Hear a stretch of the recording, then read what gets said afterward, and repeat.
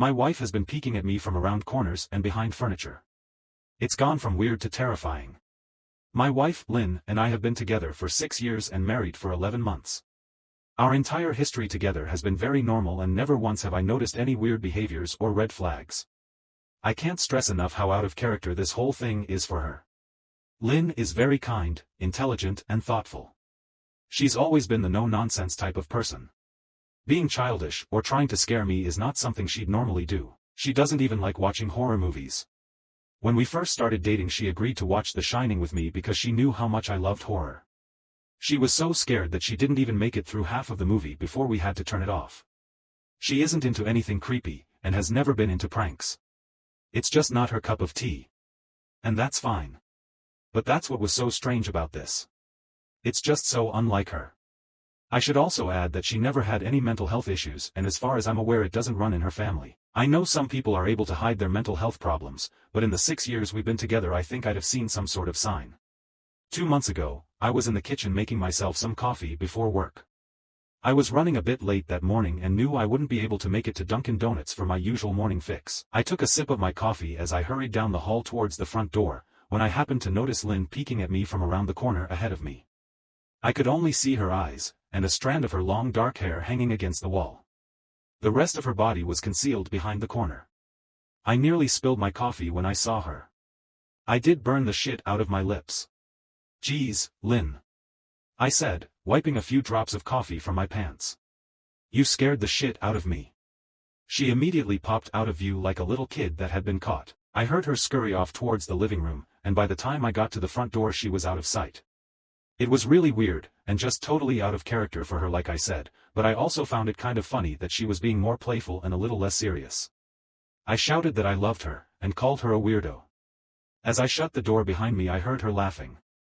Her behavior was a bit odd, but it certainly wasn't something to call a priest over. I forgot about it by lunch, and by the time I got home she was her normal self. I didn't bring it up and neither did she, and life went on. The next incident happened 3 days later. It was around 2 a.m. and I had woken up to get a drink. I was standing at the kitchen island, jug of OJ in hand, when I felt a strong feeling that I was being watched. For whatever reason I looked down at the floor and saw my wife's smiling face staring back. She was peeking at me from the other side of the island, staring up at me with wide unblinking eyes and grinning. Grinning like the Cheshire Cat. I screamed, I'll admit it. Not out of irritation but fear. For some reason at that moment I was scared. At the sound of my scream Lynn scuttled backwards out of my view, her hands and feet smacking the tile floor as she hurried out of the kitchen on all fours. I didn't run after her, or even yell after her. I just stood there frozen in shock, wondering what fuck had possessed her to do that. It took me a little longer than I'd like to admit to go back upstairs, but I eventually did.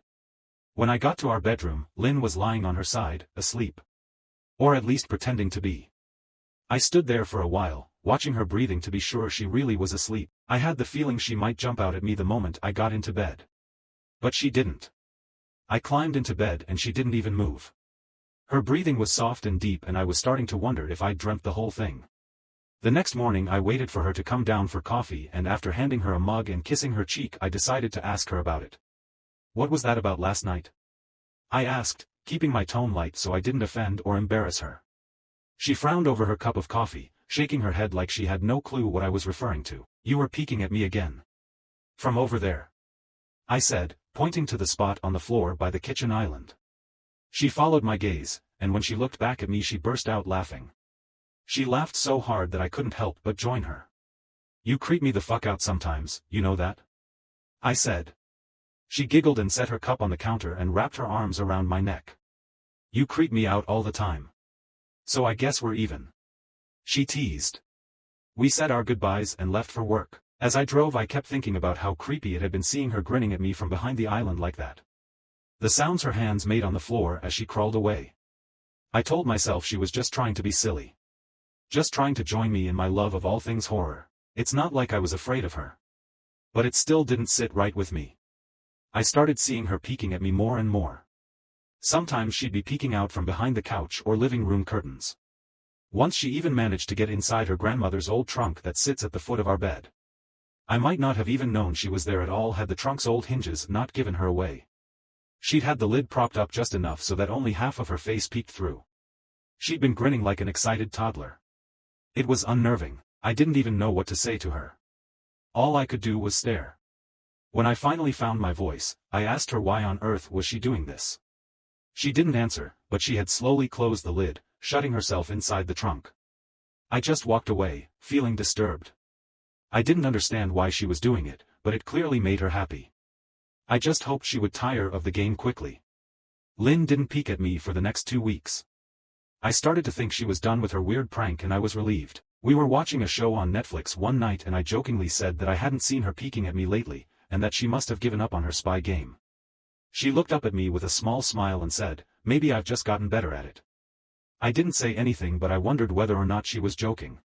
For the next few days I couldn't stop thinking about what she'd said. Was she still peeking at me when I wasn't looking and I just hadn't noticed? And if so, what the hell was she getting out of this? I started to feel paranoid, constantly checking whether she was watching from around the corner, or behind a door. I was jumpy whenever I was home and she wasn't in full view of me. I felt stupid and a little crazy. But after a few weeks without another incident, I began to relax. I stopped checking behind furniture and walls and told myself it was just a bad memory. Then a few days ago things got so much worse. Lynn left to go to a friend's, and I lounged on the couch and played a couple games on my laptop. Around 9 p.m. I hopped in the shower and as I was washing the soap from my hair, I felt that awful feeling that I was being watched. I slowly opened my eyes and almost had a fucking heart attack. Lynn was peeking from behind the shower curtain, her entire head stretched into the shower, leaving just her body outside. Her long dark hair hung against the curtain, the ends dripping with water. Her mouth hung open in a terrible grin, eyes wide and red, as if she hadn't blinked in a while. I screamed and jumped back against the wall. She didn't move nor did her smile waver. Her makeup ran down her cheeks in 2 black streaks. She looked giddy and completely deranged. I was fucking terrified. We stood like that for a few moments, neither of us saying a word. Finally, after what felt like forever, she slowly pulled her head back out of the shower, and I watched her blurry figure through the curtain as she moved backwards towards the bathroom door. A second later the bathroom door slammed shut, hard enough to rattle the mirror. I screamed again, and jumped out of the shower to lock the door. I stayed inside the bathroom for over an hour. Maybe I overreacted to some of you. But joke or not, I wasn't going to put up with the crazy shit anymore. That's what I kept telling myself as I paced in my bathroom, stopping to listen at the door every few minutes. Suddenly I heard a muffled sound, and I pressed my ear against the bathroom door, straining to listen. I couldn't hear anything, but I envisioned Lynn standing on the other side of the door, giggling at her joke. I felt a surge of anger. I was beyond pissed at being made to feel scared in my own house, and made to hide in the bathroom for an hour. All for what? Some joke? If it was a joke, it was an awful one. What the fuck, Lynn? I snapped. This shit is getting really fucking annoying. I waited for her to apologize, or to call me a jerk. But instead I heard a faint moan, so quiet I wondered if I heard it at all, and then complete silence. Lynn? I called out, not able to even hide the shakiness in my voice. I got no response.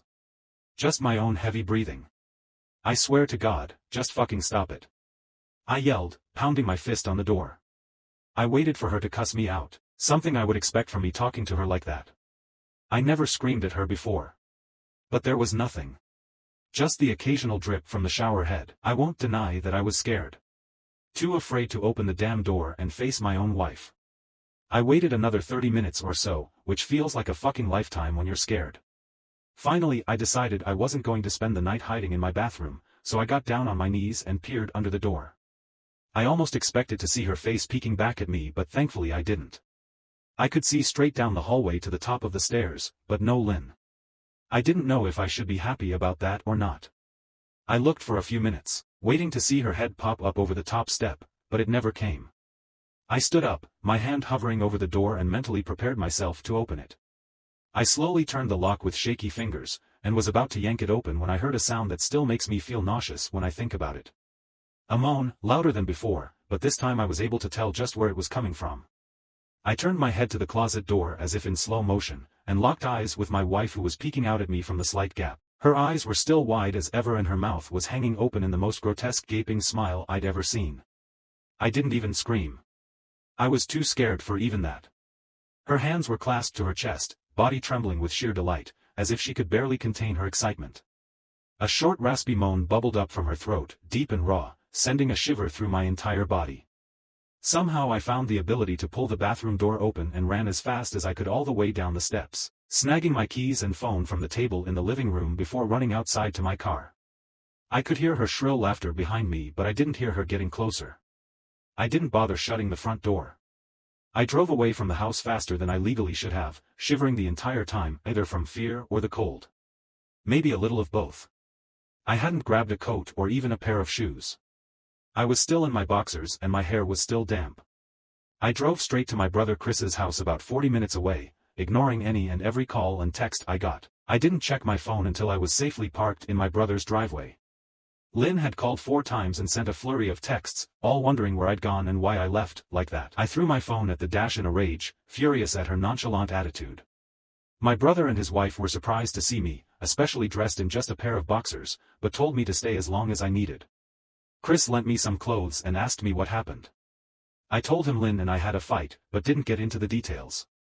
I didn't want him to think I was overreacting, leaving my wife over a prank, even if it was a strange one.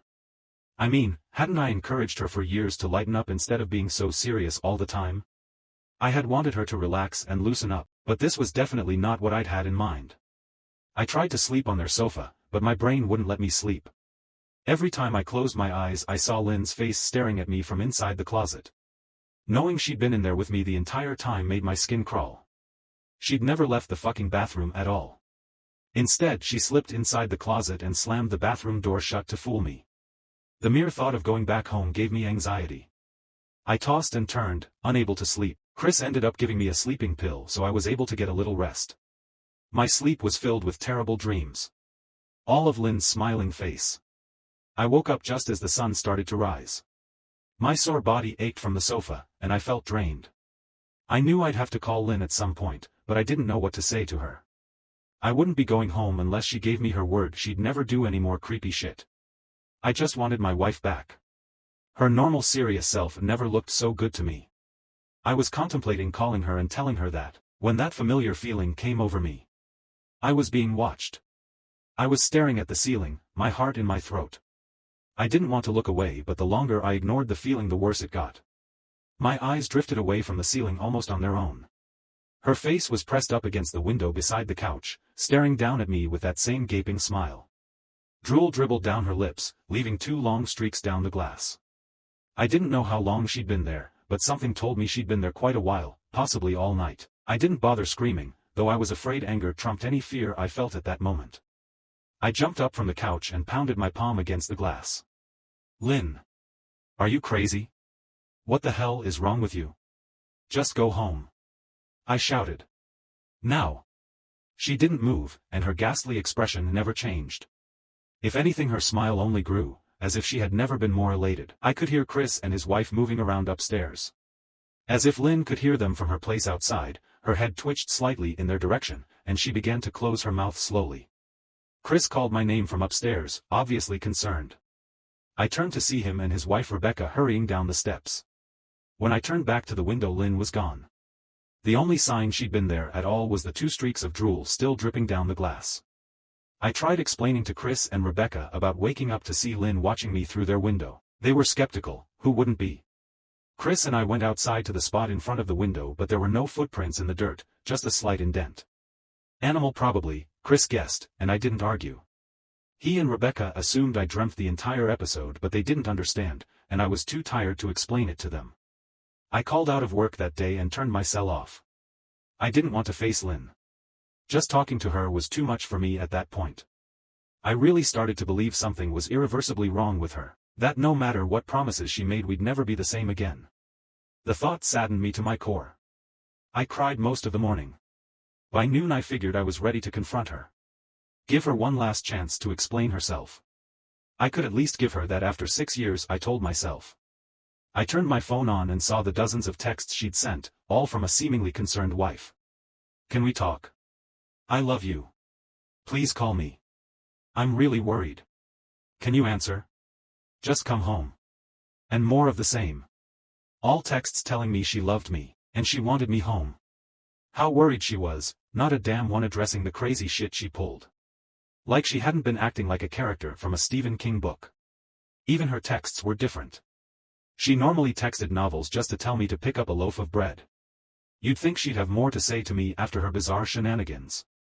I know it probably seems childish to some of you who are miles away from this situation.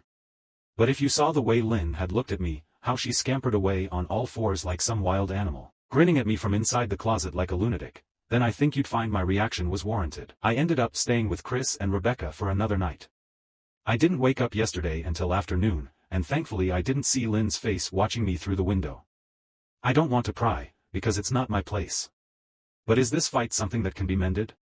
Rebecca asked. She'd made us both a sandwich for lunch and I knew she wanted to breach the subject without seeming to be nosy. I don't know. She's like a different person. I said, choosing my words carefully. I still wasn't ready for her or Chris to know the full extent of the batshit craziness I had been dealing with. People change, Ben. But she's still the same woman you married. Maybe you both just need to talk through your issues. Whatever's going on, I'm sure it can be fixed. She said, ever the peacemaker. I think it's beyond that now. I don't think talking would help. I just don't trust her. I said. The words stung in my heart. I missed and loved my wife. But how could I live with someone like that? Living in constant fear didn't sound too appealing. Lynn loves you. She has to be absolutely crushed. She said. I don't know about that. I said. Well, she certainly seemed like it to me. I've never seen her so upset. Very much unlike the Lynn I know. Rebecca said, shaking her head sadly. It took a full minute for her words to really sink in, and when they did, I felt dread worming its way through my skin. Wait. What do you mean? You saw her? You saw Lynn? I asked, my mouth suddenly dry.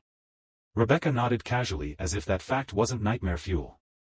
Maybe for her it wasn't. She stopped by this morning just after Chris left for work. She said, cleaning the plates from the table. I didn't see her car though.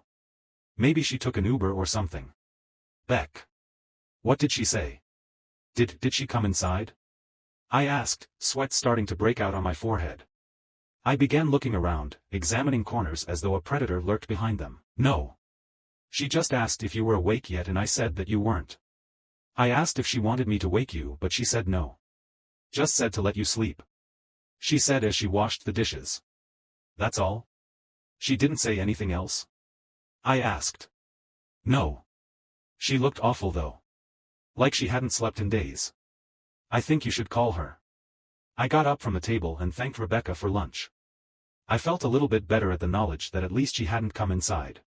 Still, I needed to double-check that the doors were locked. I sat for a while trying to figure out what to do next. I didn't want to go home, but I felt that I owed it to Lynn to help her if I could. Hadn't I swore an oath to love and honor her through sickness and in health? Clearly she was very sick. If she was sick, which I truly believed she was, I had to try and get her the help she needed. But I didn't even know where to start. I didn't want to call the police, and besides, what the hell was I going to tell them? That my wife was peeking at me? That she was being creepy? As bizarre as she'd been, she still hadn't committed any crime. Not yet anyway. The police would have probably said that I was overreacting. But this wasn't some prank. It felt wrong. Dangerous even. Like something sinister lurked beneath her smile. I knew as her husband I was well within my rights to have her committed, but what if she simply acted normal in their presence? She'd obviously been able to fool Rebecca into thinking she was just a concerned wife. As long as the doctors didn't find her a danger to herself or others, they'd have no choice but to release her after 72 hours. I felt lost and overwhelmed. So I did what any husband in my position would do. I called her mother. I didn't want to, believe me. Her mother, Marianne, and I were never on the best of terms. We'd never fought or anything like that. She just wasn't a very warm person, and wasn't really easy to get along with. She hardly ever smiled, and when she did, only her lips would move into a thin-lipped smile, leaving her eyes as blank as before. She gave off this aura that felt like she was permanently on the offensive. I'd only met her twice and both times were for such short visits. I got the impression she didn't approve of me for her daughter. Lynn always ushered us out quickly, as she didn't want me to feel uncomfortable, which I was grateful for. Being in her mother's company felt almost unbearable. Like walking on glass. I was glad when we moved 3 states away so we didn't have to see her often. I was happy to avoid the woman, but I needed her help. I really didn't want to talk to her at all, but I had to talk to someone, and someone who knew Lynn better than I did. So I grit my teeth and did what I had to. Yes? She answered, already sounding irritated. Marianne, it's me, Ben. Do you have a minute to talk? I asked. I could hear her cluck her tongue in irritation. I'm in the middle of writing some checks, but if you insist, I suppose I can spare a moment. What is it that you want to discuss, Benjamin? She said, coolly. It's about Lynn. She's been acting strangely, and I was wondering if you had any idea whether there was something. I was quickly interrupted. It's a bit difficult to follow your rambling, Benjamin. What is that you want from me? She asked. I could almost see her standing there in her thin sweater and slacks, tapping her fingernails impatiently on the table. I wanted to know if you'd ever noticed any odd behavior? Or possibly any mental health issues? I asked. There was a long, uncomfortable pause that I couldn't tell was because she was just thinking, or something else. Finally, after a few seconds, she spoke. I'm not sure if this is one of your jokes, Benjamin, but if so, I don't find the humor in it. Now I do have business to attend to, as I've said, so if you don't mind, she said, but I cut her off before she could get rid of me. Marianne, it's not a joke. I'm sincerely concerned about Lynn's mental health. Her behavior has been very erratic lately. I'm very worried about her, and I figured as her mother you would be as well. I said, my frustration evident in my voice. If you're truly concerned, then I suggest you get the health professionals involved. I don't know what you expect of me. She snapped. I could tell she was seconds away from hanging up, and for some reason I was desperate not to let her. I had the feeling that she knew a lot more than she was letting on. Please. If not for me, do it for Lynn. I tried. I heard a faint shaky intake of breath, as if she were trying to hold her steely persona together but failing. Marianne? What's WR-? I started. Benjamin, I don't know what to tell you. My only advice would be to seek professional help. Do not call here again. Goodbye. I tried to call out to her, but she'd hung up. I tried to wrap my head around the call and her refusal to help me. Even if she didn't like me, why wouldn't she want to help her own daughter? I couldn't understand that. I tried to replay the conversation, desperate to find something I missed. After a while I almost gave up, until I remembered her last words to me. Seek professional help, she'd said those words with a bit of urgency. I could have just been grasping at straws, but no, I was sure her voice had changed ever so slightly when she'd said that. As if they were very important. What had she meant? I assumed she'd been referring to medical professionals, but maybe she was referring to someone else. Someone that she didn't, for some reason, feel comfortable saying directly.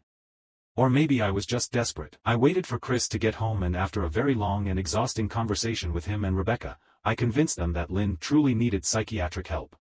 I didn't tell them everything. I wasn't prepared to go into it yet, but I told them about our last encounter. How she'd hidden in the bathroom, peeking at me from the closet. They were obviously shocked, but thankfully they believed me. They too just wanted to help her. Still, they didn't think it was all that serious. Weird, maybe, but not dangerous. They just kept saying that Lynn had to be playing some kind of weird joke. Maybe for YouTube? Rebecca offered, if only half-heartedly. Chris didn't think we should involve the police just yet. He offered instead to go with me, and I readily accepted. He reasoned that calmly talking to her, trying to coax her into going willingly, was the best recourse. I agreed to do it his way. At least I wouldn't be going into that house alone. We drove over this morning, just after breakfast. There was no way I was going at night. When we pulled into the driveway, my stomach began doing somersaults. Her car wasn't there, but I still didn't let my guard down. The front door was ajar, and for a split second I thought we'd see her eyes staring through the gap. I was shaking and starting to sweat. Chris, however, was fine. He waited for me to open the door, his hands in his pockets like he was going on a fucking stroll through the park. I envied his ignorance.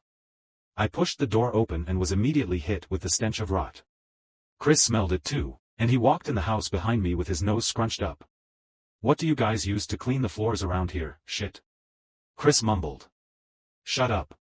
I said, my eyes darting around for any signs of Lynn. The house was deadly quiet and dark despite being 10 in the morning. All the curtains were closed up tight, refusing to allow any sunlight inside. If I hadn't left it just 2 days prior, I'd have thought the house to be abandoned. We moved through each room, carefully checking any place that she might hide, occasionally calling her name. Why the fuck are you looking under the couch? Chris asked eventually. Aren't we looking for your wife? He was looking at me like I was a moron. Let's just go upstairs, I whispered. He shook his head but followed me up the stairs to check the bathroom and spare bedroom. On the way up my shoes crunched over pieces of glass that looked to be littered over a few of the steps. I noticed that one of Lynn and my wedding portraits that hung on the wall along the staircase had been smashed. The frame hung crookedly, all the glass removed. I stared at the picture, a lump forming in my throat. We had taken the photo just after leaving the church, after saying our vows. She looked so beautiful in her white gown. I looked at Lynn's beautiful face. I never dreamed her face would ever be a source of terror for me. We climbed the rest of the steps and checked the spare bedroom, but it looked completely untouched. I was hesitant to go into the bathroom, my fear from that night coming back to me all at once. Chris noticed, and offered to go in by himself, but I couldn't let him do that. So we walked in together, checking the closet and the shower. The bathroom looked as if it hadn't been touched since the night I left. I don't think she's here, Ben. Why don't you pack some clothes and we'll try coming back tomorrow or something? Chris said. I nodded and went into our bedroom and shoved some clothes into a duffel bag. When I checked inside our closet I came across the source of the smell and gagged. Chris took one look and lost all color in his face. He had to go stand by the stairs to get away from the sight and smell. I gazed down in shock at what lay inside my bedroom closet. Soaking into the rug were at least a dozen eyeballs, all carefully laid out in pairs. Some were as large as a quarter while others were as tiny as a marble. I stared down at the eyes she'd collected from small animals and I wondered how she'd gotten them, and shuddered at the thought. Man, I thought I had it bad with Becca's shoe addiction. But fuck me. Your wife's in here collecting eyeballs. Chris said, gagging. Ben, I think we should go. He called from the hall. I'm getting nauseous. Alright. I grabbed my duffel and shut the closet door on my new nightmare. I stepped out into the hall and took a deep breath of air. I could taste the rot on my tongue and I couldn't help but gag. Who the fuck lines up eyeballs in their closet like that? Chris mumbled. I tried to tell you she needed help. I said. She doesn't need help, Ben. She needs a fucking exorcist. He said. You coming or what? I can't stand the smell any. His words died in his throat, and his eyes grew wide with fear. I didn't ask him why. I could feel it. Someone was watching me and I didn't think it was the eyes in the closet.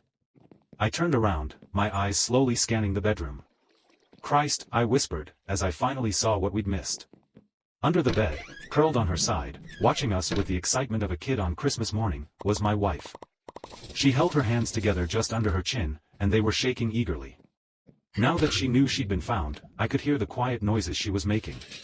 A sort of hiccuping sound in her throat, as if the excitement was just too much for her. It was unnerving to say the least. Wide eyes, and that same huge smile. Everything in me told me to run, but I forced it away. This was my wife. No matter how twisted, she was still the woman I married. I had to help her. Lynn. I said softly. She didn't respond, but her head bobbed back and forth in two quick little movements as if she were nodding. Baby. I just want to help, okay? Can you let me do that? I asked. I had taken a single step forward, approaching her like some kind of dangerous animal. I love you, Lynn. I said softly, taking another step closer. She let a tiny moan escape her wide-open mouth and I had to resist the urge to run. Her shoulders were starting to quiver, and her eyes grew as large as saucers. I crouched down so I could see her better, and immediately saw the blood. Her hands were covered in it. They trembled more the closer I got, as if she was barely able to contain herself. Lynn. Are you hurt? You're bleeding. I said. She bobbed her head again, her bloody fingers moving up and down as if playing an invisible piano. They occasionally grazed her chin, leaving smears of blood on her skin. I wanted to recoil in disgust. The smell that was coming off of her was revolting. I could feel the vomit trying to climb up my throat. Her lips were dry and stretched thin, blood seeping between the cracks. I knew she wouldn't come out on her own, but I didn't want to leave her in the state she was in. I scooted closer and reached out to her. The excited hiccuping sounds got louder and her hands shook, fingers flexing. It was then that I could see the blood oozing from in between her fingers. Oh my God, Lynn. You're bleeding. I said. Instinctively I reached out to take her hand, but before I could even touch her, her hand sprang out towards me. A sharp pain shot through my arm, and I fell back on my ass. My arm burned, and I could see the blood dripping down onto the carpet. I looked back at her in shock and saw her grinning madly, her fingers clutching a large shard of glass. "You all right in there?" Chris asked from behind me. I turned my head slightly, and nodded to him, cradling my arm to my chest. When I turned back to face Lynn, I saw that her focus had shifted. She wasn't looking at me anymore. And she wasn't smiling anymore either. She was staring past me, her eyes glaring at Chris the way a hungry lion might stare at an antelope. Her mouth was still hanging open, but it was twisted into a snarl. I got to my feet, and began walking backwards down the hall, afraid to take my eyes off her. "Are you bleeding?" Chris asked. The moment the words left his mouth, Lynn started fast scooting out from under the bed, the glass shard still in her fist. "Chris! Run! Go!" I yelled. He must have been too afraid to move because a second later I felt my back bump into him. He was still standing at the top of the stairs, staring at the horror that was my wife. Lynn had crawled completely out from under the bed and stood in the bedroom doorway, her face twisted in rage. Her whole body was visibly tense. Blood ran down her fingers and onto the floor. "Jesus, Lynn," Chris said, "You, playing hide and seek?" I reached back and pushed him towards the steps. "Move your ass, Chris," I said as quietly but firmly as I could. Lynn bobbed her head in fast, sharp motions, and began to grin, stretching her mouth open wider and wider so that her chin seemed to touch her chest. I heard Chris mutter a prayer and then he was running down the stairs. I stood at the top of the steps, stuck between the love for a woman who clearly needed serious help, and self-preservation. "I only want to help," I said, choking back tears. Her eyes focused on me once again as she slowly lifted the glass, holding it out in front of her. And then she started sprinting towards me, grinning with utter excitement. Thankfully my body took over and I flew down the stairs, skipping 2 or 3 at a time. I made it to the front door before I felt her leap onto my back, wrapping her arms around my neck, her open mouth next to my ear so that I could hear those terrible hiccuping sounds up close. I shook her off me, knocking her to the floor. I felt a searing pain in my back as she went, but I tore open the front door and bolted to my car. Chris was standing in the front yard, talking on the phone with the police. I didn't say a word, I just ran to my car and jumped in. Chris took the hint and followed me, still on the line with 911. I watched the rear view mirror, sure I'd see her there, running after us. But I never did. I went straight to the ER and got 11 stitches in my arm and 3 on my back. The police asked a lot of questions and went back to the house to do a search, but of course, Lynn wasn't there. They advised me to stay with a friend or relative for a while and to file a restraining order as soon as I could, but none of those things would matter. Somehow I just knew. I dropped Chris off at home, and went to a motel an hour away. I wanted to put as much distance between me and Lynn as I could. This is where I've been for the last 4 hours. I thought maybe the police would find her, maybe they'd get her the help she desperately needs. But now I don't think so. Because 40 minutes ago I got a text from an unknown number. Just 3 words. "I found you," and a picture attached. The picture was dark and grainy, but I instantly knew what it was. There was no mistaking my wife's eye. I started typing this out immediately after. I don't know what to do. I'm alone and scared, and I can't help but feel that I'm being watched. Thanks for watching. Subscribe to my channel for watching more interesting videos.